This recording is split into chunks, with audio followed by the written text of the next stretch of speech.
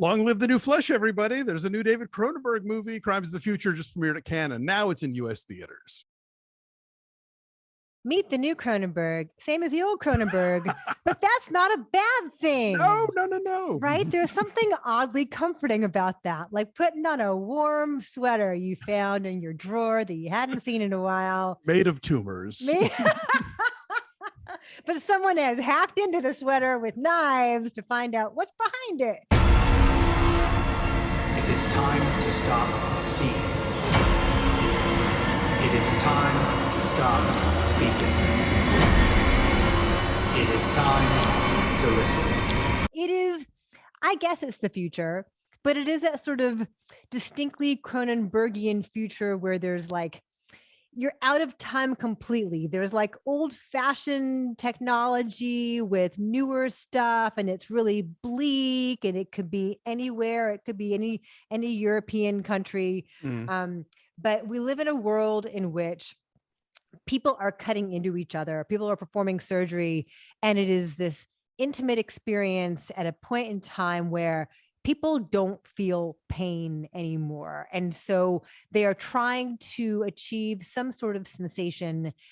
And you can look at it like that's a parable about drugs or sex or just our need for more all the time in every part of our lives, our need for extremism to make us feel alive, to make us feel something. And so that's what this is about. Viggo Mortensen and Lea Seydoux play a longtime couple, and they are performance artists. And she cuts into him and people watch. This is a very popular thing now in this unnamed place, is that like performance art involving surgery is all the rage, and people like stand and watch in horror and fascination and like kind of in titillation too. There's definitely an erotic element to the voyeurism going on here.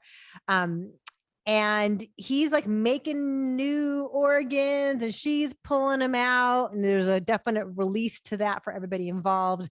But then they have to go to the Bureau of Organ Registry, the National Organ Registry, where Don McKellar and Kristen Stewart work.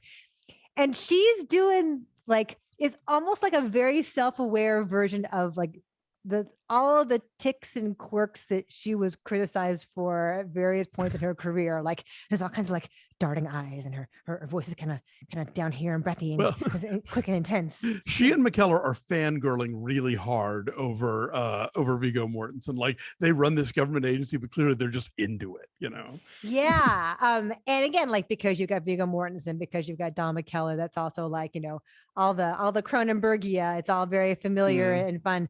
And so it's about what happens as they keep trying to push it and how that affects his health, how it affects their relationship. I love the score from Howard Shore, which is incredibly simple.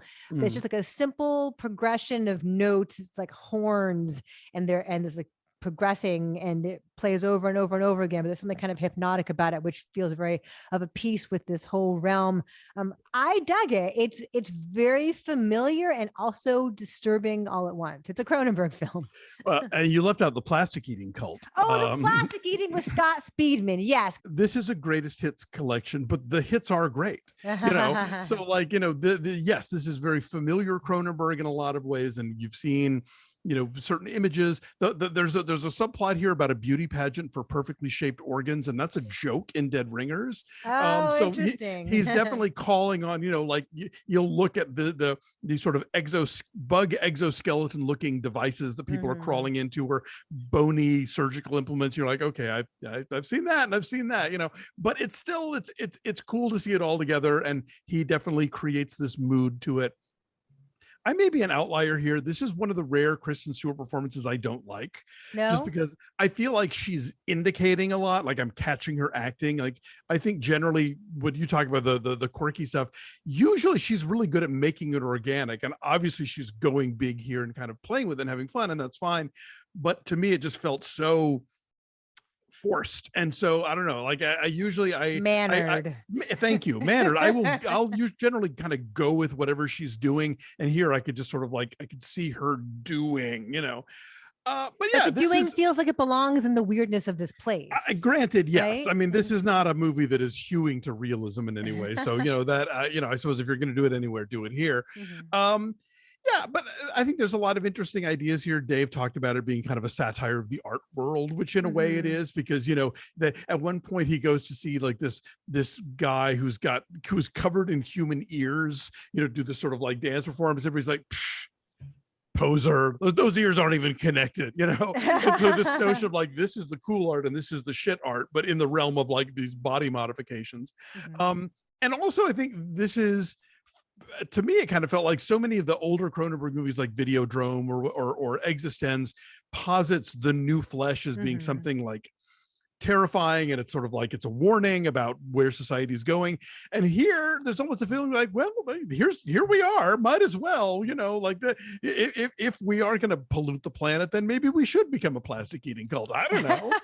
And also the efforts to still find some kind of human connection within all of the artifice, within all of the extreme behavior, Yeah. grounds it. So it's not just like an exercise in shock. It begins in an incredibly shocking way. Right. But I think that the connection between Viggo Mortensen and Lea Seydoux is quite tender, where it can be, within the framework of a Cronenberg film in which intimacy is all about cutting each other open. Like there's Right. still like a legitimate, tender intimacy to them. And then also at one point she goes to another woman's show where that woman is getting all kinds right. of plastic surgery carved into her face, and there's like a legitimately hot, sexy flirtation that occurs between the two of them. So I feel like there's not a total sense of pessimism, of despondency about the potential for humans to interact. Like it's still there within these extreme and really bleak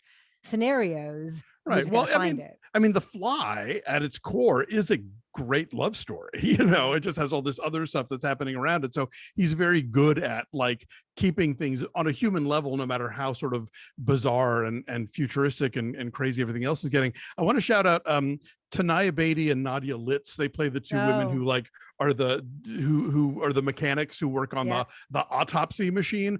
I thought they were hilarious. I want to see them in a movie, just their adventures, because they just struck me as being really interesting and fun. And yeah, so this movie does have wit. It does have human contact that matters, but it's also like goopy, gross Cronenberg. But if you're a fan of that, and I think a lot of people are, then you're going to get it here. For sure. So I'm saying 7.6. I had a good time. I squirmed. I laughed. I did everything he wanted me to do, although it is extremely familiar. Yeah, I said 6.8 mainly just because I kind of felt like everything that I liked about this movie, I've seen a version of it, and maybe even a little better version of it. Peter Shusitsky is not shooting this time in other Cronenberg movies, but if you were a fan, you should absolutely check it out.